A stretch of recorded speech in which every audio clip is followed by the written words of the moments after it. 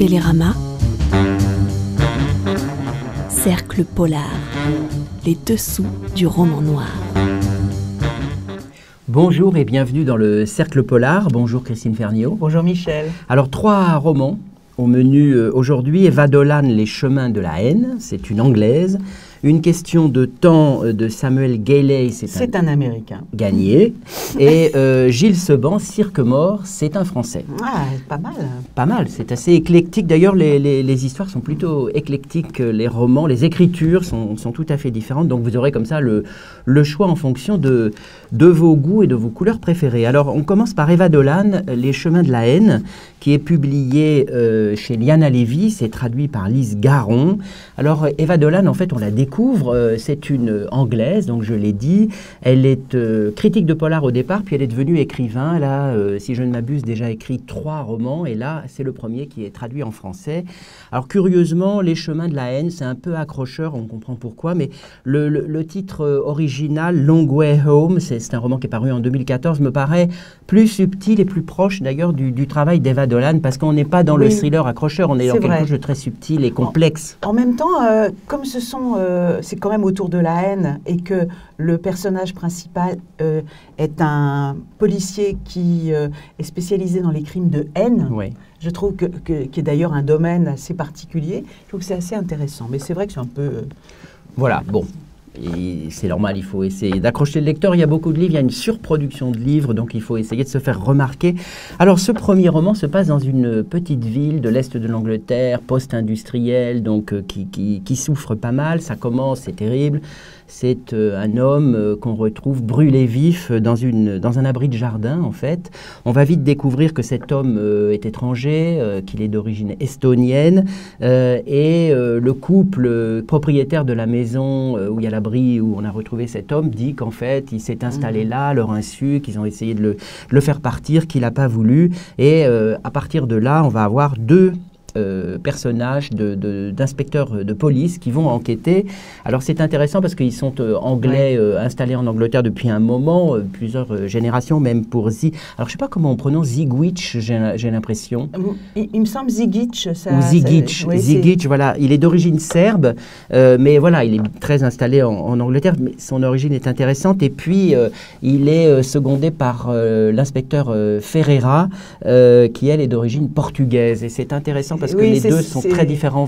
C'est ça qui est le plus intéressant en fait, c'est cette idée que être né quelque part, habiter en Angleterre, être accepté ou pas accepté, c'est un peu le cœur du sujet avec une violence certaine, un racisme permanent. Voilà, parce qu'évidemment on va être plongé dans cette petite ville qui souffre économiquement, qui reçoit de très nombreux immigrés, notamment des pays de l'Est, avec tout ce qu'il y a autour, c'est-à-dire l'exploitation de ces hommes et de ces femmes, surtout de ces hommes d'ailleurs, qui sont là, qu'on fait travailler dans des conditions abominables, les marchands de sommeil, et puis de l'autre côté la peur en fait qui monte chez les autochtones, la xénophobie, la montée de l'extrême droite. Donc on est dans un contexte malheureusement très d'actualité, qui est traité avec une grande subtilité. Oui, c'est cette idée éternelle de ils viennent manger notre pain, ils viennent prendre notre travail. C'est crucial dans ce livre. Et est extrêmement bien menée par une enquête quand même qui justement est pleine de pistes qui parfois sont des fausses pistes, parfois des vraies, mais qui nous amènent en particulier toutes ces scènes chez le marchand de sommeil qui réunit tous ces hommes. Cette façon qu'elle a d'exprimer les choses par les odeurs, par les bruits, cette impression comme ça de surpopulation, d'une violence extrême, c'est très réussi pour ça. Oui, alors c'est vrai, c'est un polar. Hein. Elle en respecte les codes et les règles, donc c'est très bien mené, vous l'avez dit. Jusqu'au bout, parce qu'elle nous emmène sans cesse vers des fausses pistes qui sont troublantes. Voilà. Elle écrit de manière rapide, de manière très simple, de manière efficace. Je trouve qu'elle est très douée pour les dialogues. C'est bien traduit, d'ailleurs. C'est très vif. Il y a pas... c'est sans fioriture. Hein. L'écriture n'est pas essentielle, mais elle est efficace et bien menée, effectivement, par ses dialogues aussi, par cette façon qu'elle a de présenter des personnages très différents et de bien montrer leurs différences et leur comment dire, il y a une humanité derrière, derrière cette déshumanisation. C'est très, très incarné, c'est-à-dire que les personnages ne sont jamais stéréotypés.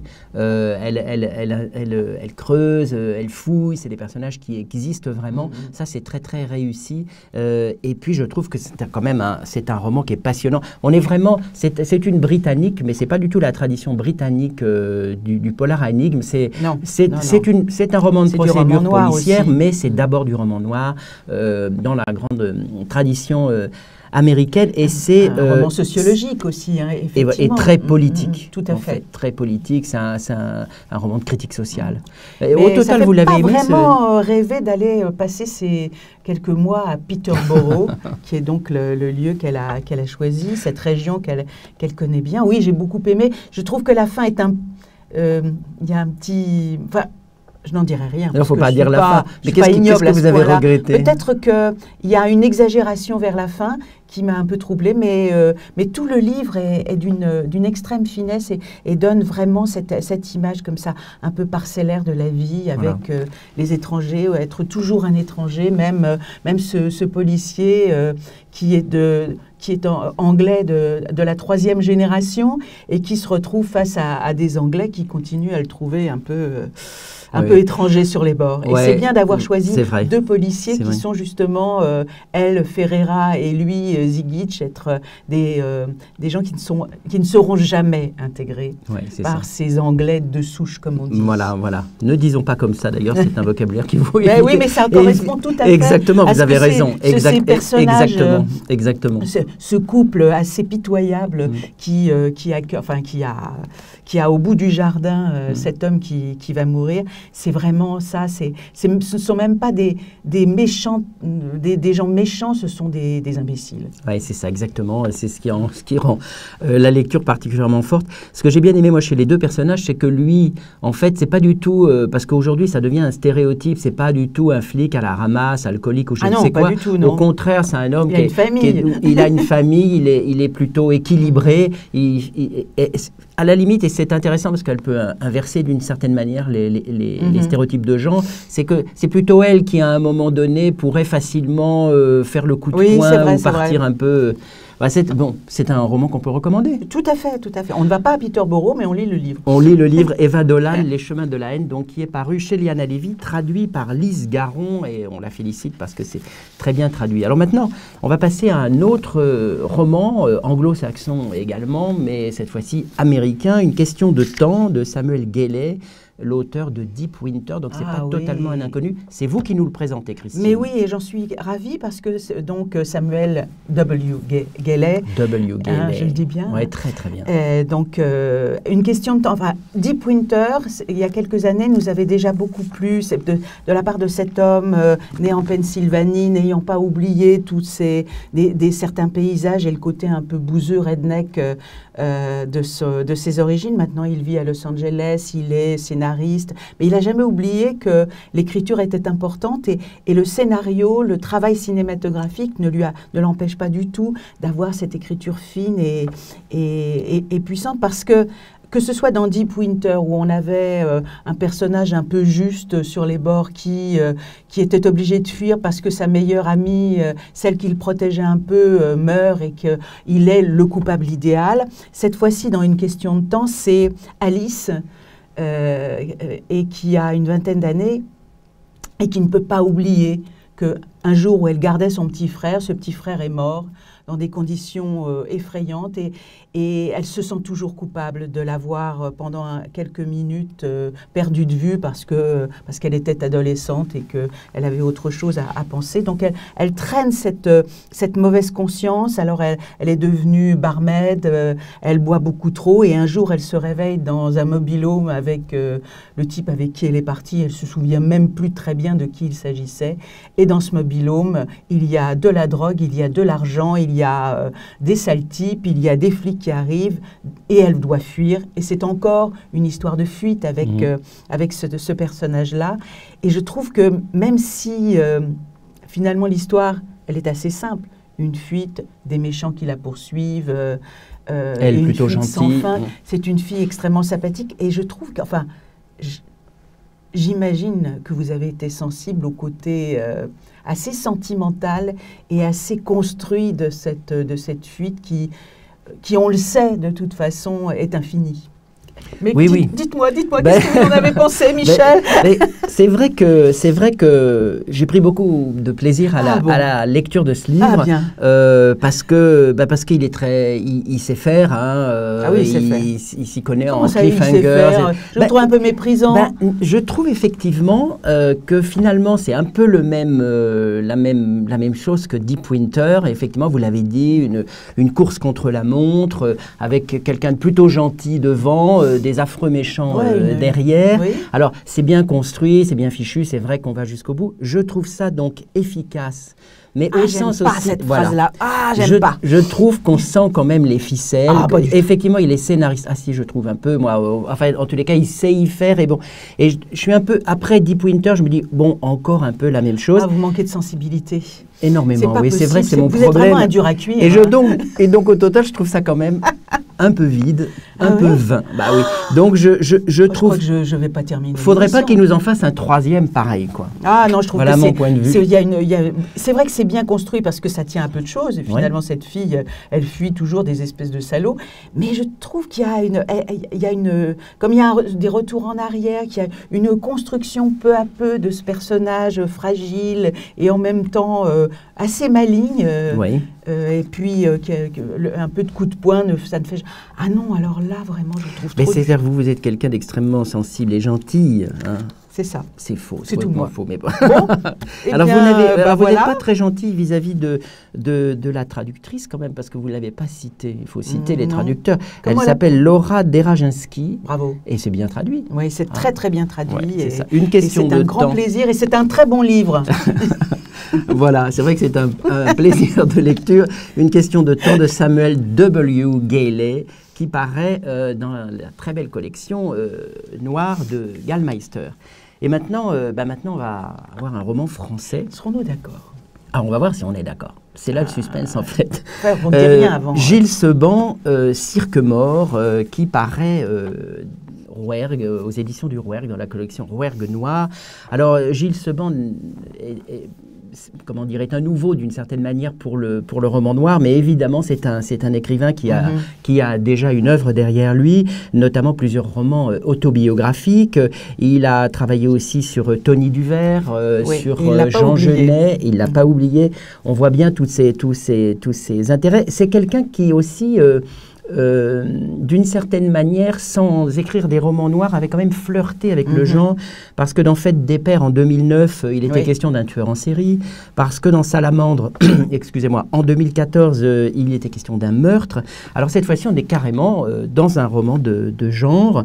D'une certaine manière, le titre en dit déjà beaucoup. Cirque mort, c'est un beau titre, magnifique titre, un oxymore, qui donne déjà le caractère très singulier, assez angoissant, assez glaçant, Cirque mort, de ce roman magnifiquement écrit, je trouve. Mais on va en parler. On va en parler parce que c'est vrai que l'écriture est un peu au cœur de cette histoire, mais pas seulement, parce qu'il y a des tas d'obsessions qui reviennent que je trouve très belles dans ce livre. Alors, on en parle juste pour dire que vous puissiez suivre de quoi s'agit-il. En fait, au départ, on met en scène un officier de police qui s'appelle Dapper, comme le musée. Le musée, d'ailleurs, est cité dans le livre, qui enquête sur la disparition de son fils. En fait, son fils a disparu. 2 autres petits garçons ont disparu aussi. Dans une petite ville, on ne sait pas bien où c'est pas précisé, c'est indéfini. Et ça s'est passé après un drame assez effectivement... assez inquiétant, assez proche d'une certaine manière du fantastique, puisque on a retrouvé, il y avait un cirque dans cette petite ville, et on a retrouvé au matin tous les animaux du cirque massacrés. À la hache, voilà. Et puis, tout près de là, il va y avoir un centre de soins pour adolescents très perturbés, certains psychotiques. Avec un médecin psychanalyste...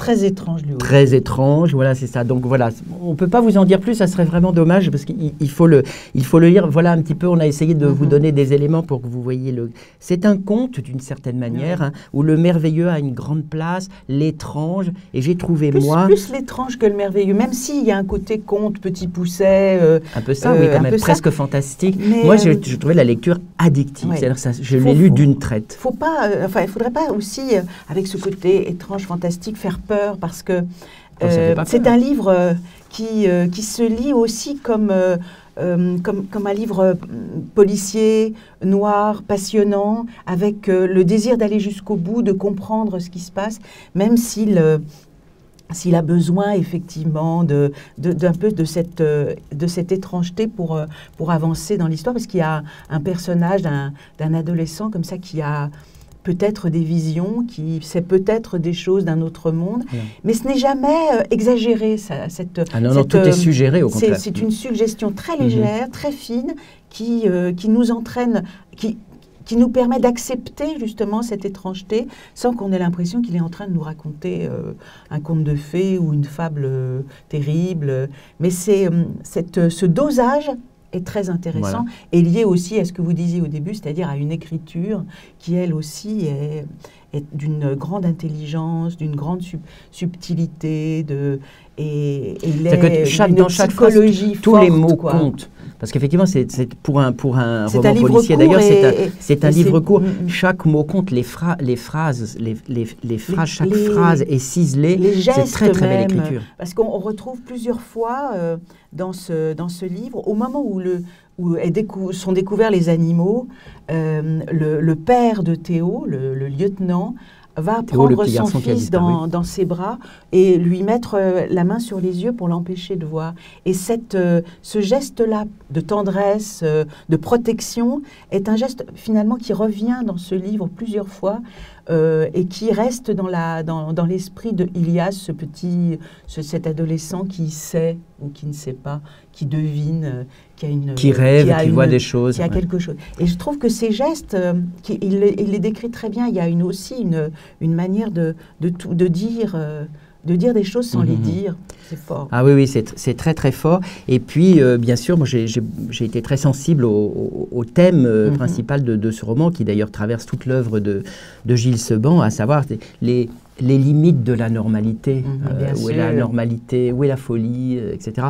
Et là sur ce plan-là, c'est extrêmement intéressant. Donc moi, j'ai envie de dire à Gilles Seban, c'est son premier polar, que ce serait bien qu'il continue en fait à écrire des romans noirs, parce que c'est une belle réussite. Comment vous êtes d'accord?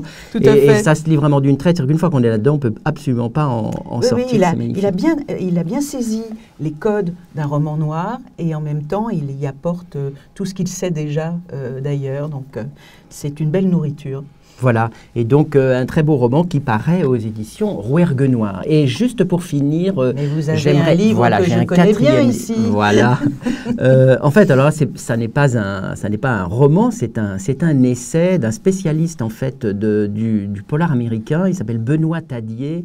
Il est professeur à l'université en littérature anglo-saxonne, c'est un spécialiste de Joyce et c'est un spécialiste du polar américain. Oui, il avait déjà écrit un livre sur le sujet il y a en 2006, années, oui. Voilà, qui s'appelait Le polar américain, la modernité et le mal, déjà aux presses universitaires de France. Et cette fois-ci, donc, chez cet éditeur à nouveau, Front criminel, une histoire du polar américain de 1919 à nos jours.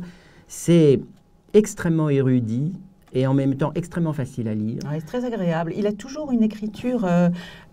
c'est pas un universitaire qui écrit, c'est un passionné de littérature policière qui connaît beaucoup de choses et qui sait les exprimer avec beaucoup d'intelligence et sans prétention. Et ce qui est intéressant, c'est que c'est une histoire du polar. Et on a beaucoup, sur le polar américain, il y a beaucoup d'encyclopédies, de dictionnaires qui sont d'ailleurs extrêmement utiles. Je pense au travail de Claude Mesplède et tout. Mais l'intérêt d'une histoire, c'est que il cherche à développer un point de vue. Oui.